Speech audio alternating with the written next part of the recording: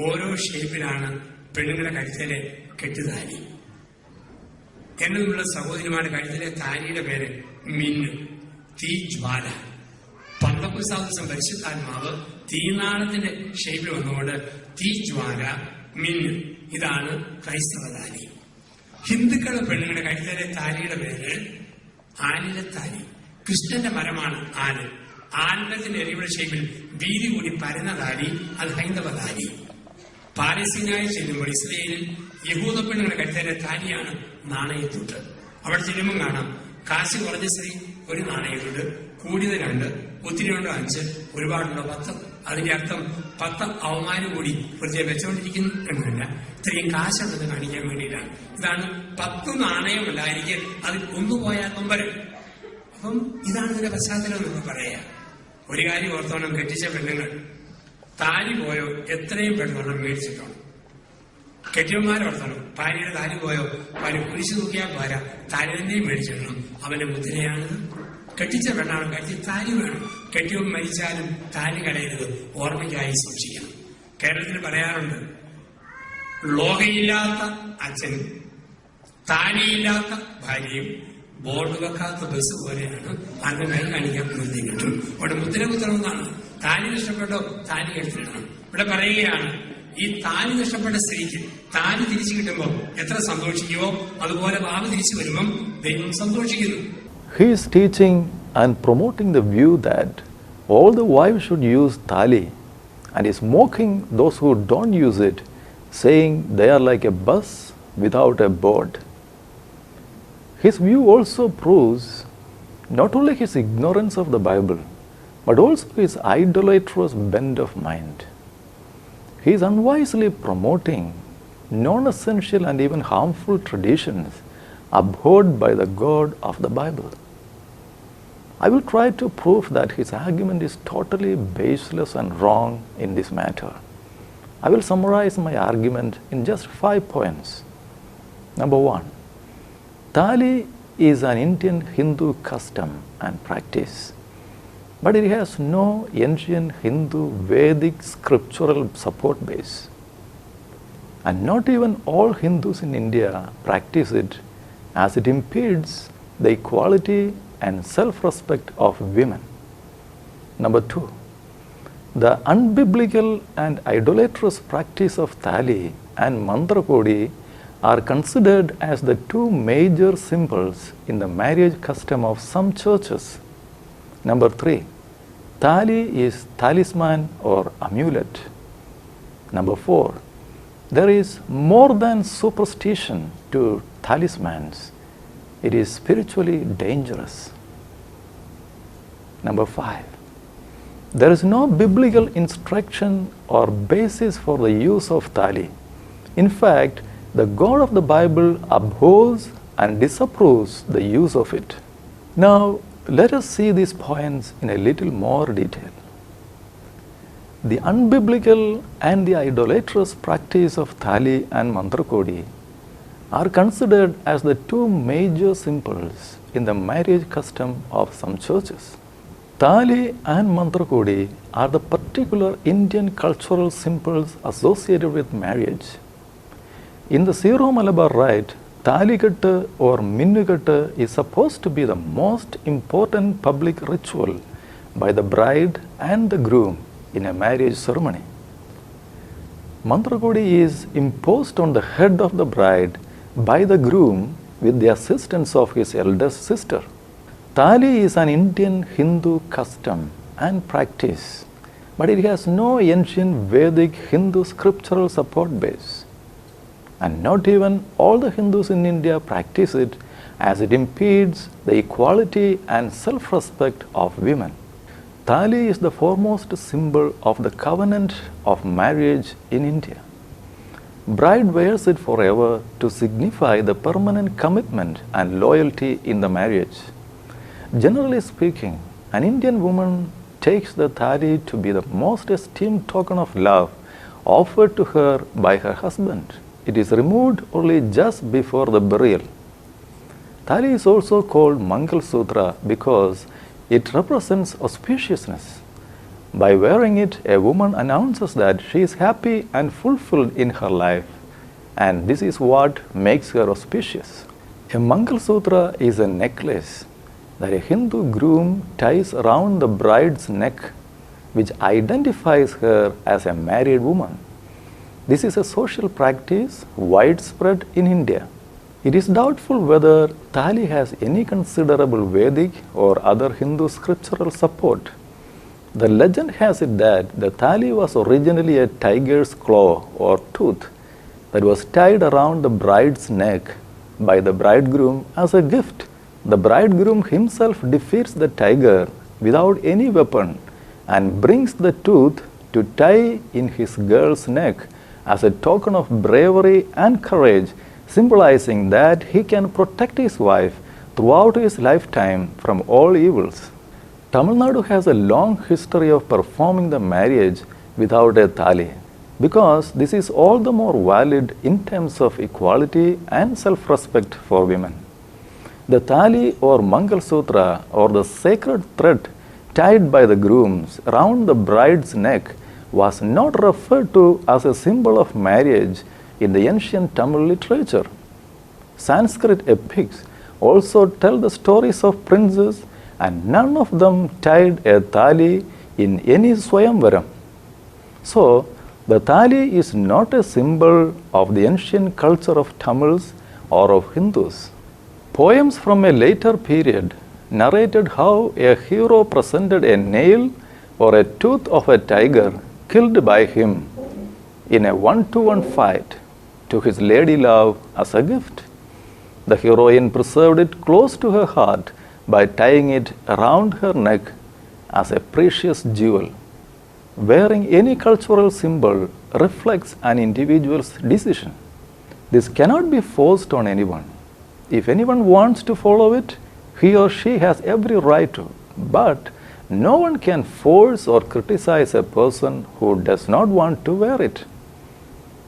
If it is argued that the THAALI is part of Hindu culture, it can be asked which scripture in Hinduism made it mandatory for marriage, and whether it has a binding effect on all sections and schools of Hindu religion.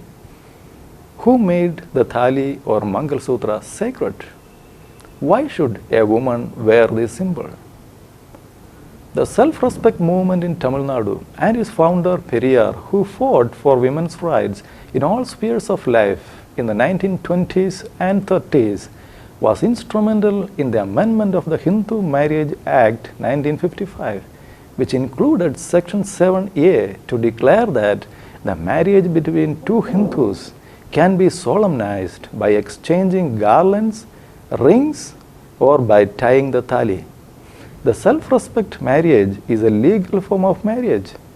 Some parts of India, such as Tamil Nadu, have a very long history of performing the marriage without the THAALI. Marriage without THAALI is all the more valid in terms of equality and self-respect for women. Thus, Pentecostal marriages are to be conducted without THAALI and Mantrakodi. THAALI is talisman or amulet which God abhors. THAALI and Mantrakodi are the physical representation or images of an idea. THAALI is also a talisman or amulet. In all these cases, an object or image is honored with unusual reverence of some supernatural importance. Thus, a kind of worship is given to it. A talisman is an object which is believed to contain certain magical or supernatural properties which would provide good luck for the possessor or offer protection from a possible evil or harm. The object is normally an inscribed ring or stone, etc., that is thought to have the magic power to bring good luck. A talisman can be nearly anything that is thought to bring good luck or provide protection, but it is most often an object.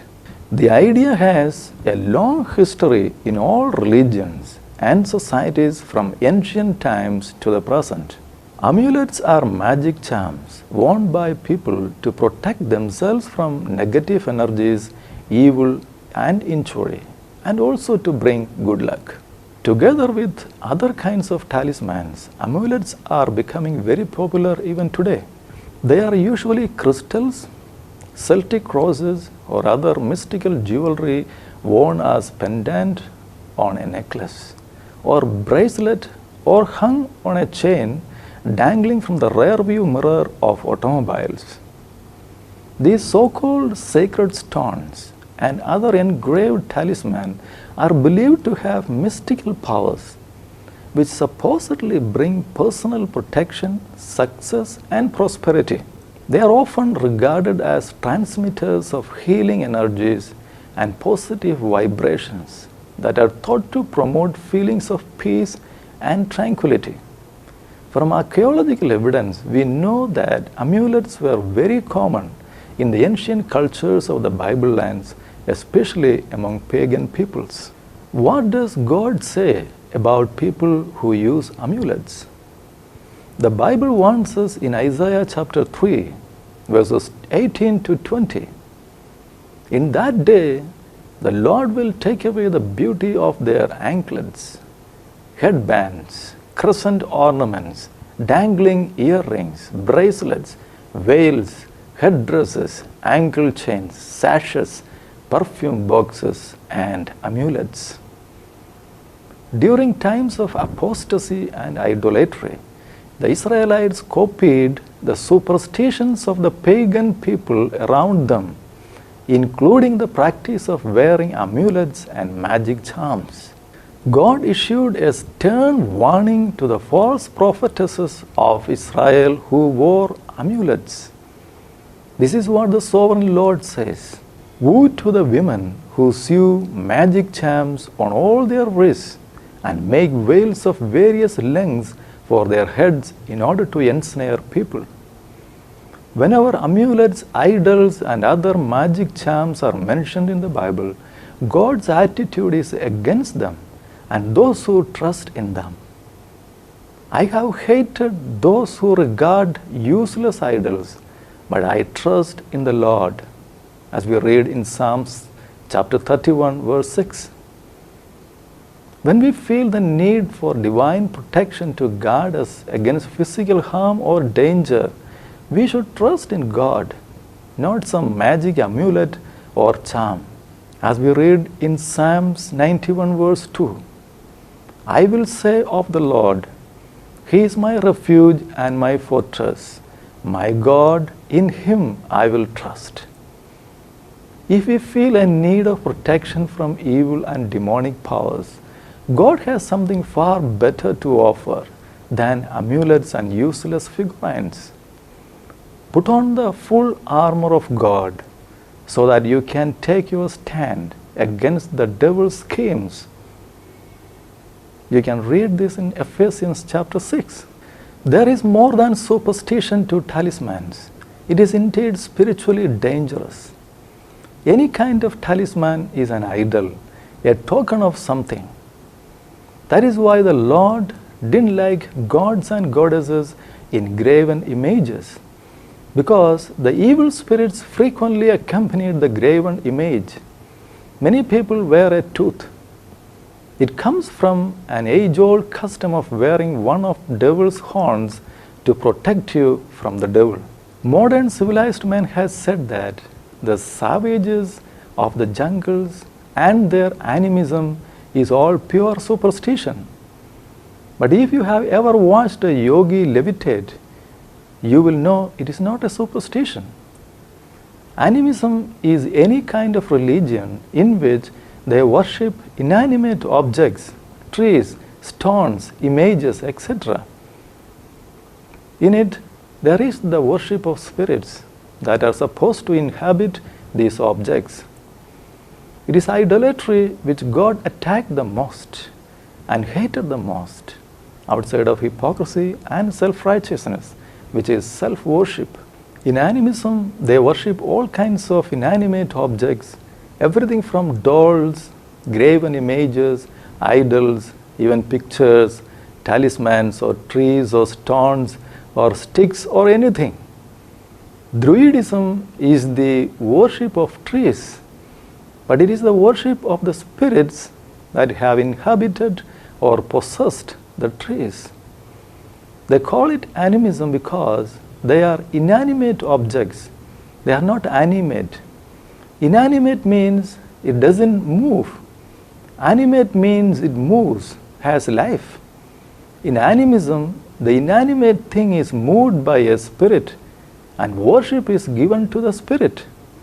You might have heard of some kind of a picture cry, or the hands bleed, or the brow sweats, etc.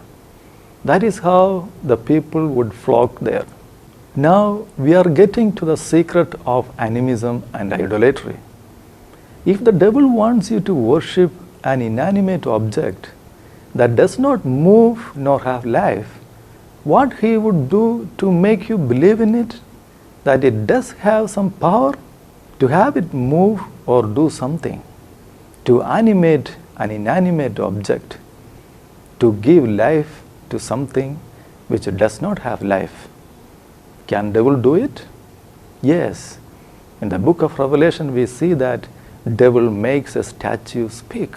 What devil would do to try to make you believe that a statue or that picture or that rock or that tree? He would try to manifest some form of life or movement by spiritual power. There are thousands and probably millions of incidents around the world where he has caused an inanimate object to move or speak or cry or bleed or manifest some power. We are in a war. We are not fighting against animate or inanimate objects. In Ephesians chapter 6, Apostle Paul says that we are fighting against the wicked spirits of the spirit world. We wrestle not against flesh and blood, but against principalities, against powers, against the rulers of the darkness of this world, against the spiritual wickedness in high places. Thus, in short, there is no biblical instruction or basis for the use of THAALI. God of the Bible abhors and disapproves the use of it. In the Bible, there is no evidence that Mary, mother of Jesus and wife of Joseph, had any THAALI. There is no Bible tradition or instruction for it. Rather, the Bible opposes it. We should never teach what the Bible is not clearly teaching. Our assumptions should not become doctrines. As we read Luke chapter 15, verse 18 onwards, the woman who had lost 10 pieces of silver and lost one was greatly concerned over the loss because it was doubtless a part of her marriage dowry. Special dowry from the bride's father or groom was given to her during marriage. She keeps it as her precious property. The wife normally never wears all the dowry on the neck. Only those clear commandments of the Bible should be considered as our traditions and not culturally shaped customs of different nations. In 2 Thessalonians chapter 2 verse 15, we read, "So then, brethren, stand firm and hold to the traditions which you were taught, whether by word of mouth or by letter from us." In chapter 3 verse 6 we read, "Keep away from every brother who leads an unruly life and not according to the tradition which you received from us." Matthew 15 verse 3, "Why do you yourselves transgress the commandment of God for the sake of your tradition?" Colossians chapter 2 verse 8, "See to it that no one takes you captive through philosophy or empty deception according to the tradition of men, according to the elementary principles of the world, rather than according to Christ." Thus, the commandments and teachings of men which go against the will of God must be rejected and severely reproved, as per Titus chapter 1 verses 13 and 14. In 1 Peter chapter 1 verse 18, we see, you were not redeemed with perishable things like silver or gold from your futile way of life inherited from your forefathers, but with the precious blood as of a lamb, unblemished and spotless, the blood of Christ. In Galatians chapter 4 verse 9, we see, but now that you have come to know God, or rather to be known by God, how is it that you turn back again to the weak and worthless elemental things to which you desire to be enslaved all over again? So, please be careful about false teachers. May God bless you.